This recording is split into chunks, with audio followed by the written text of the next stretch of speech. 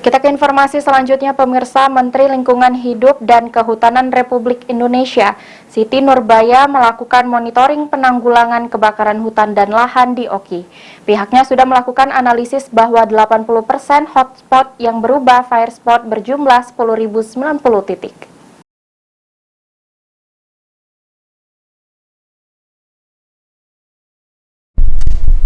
Dalam rangka memantau keadaan sekaligus memonitoring penanggulangan kebakaran hutan dan lahan di wilayah Sumatera Selatan, Menteri LHK Republik Indonesia Siti Nurbaya lakukan peninjauan langsung ke Ogan Ilir dan Ogan Kumring Ilir.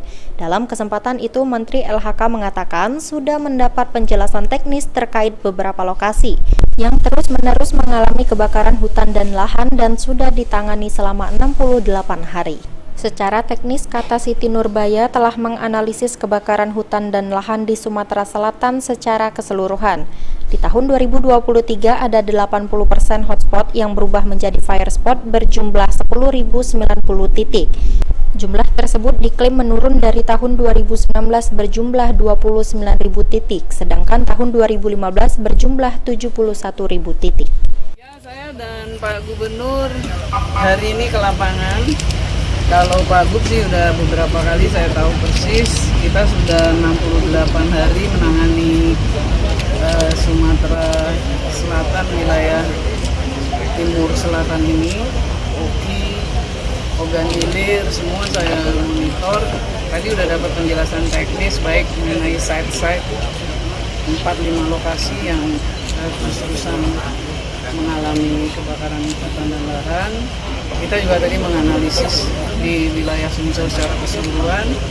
Saya juga menginformasikan bagaimana posisi untuk Indonesia.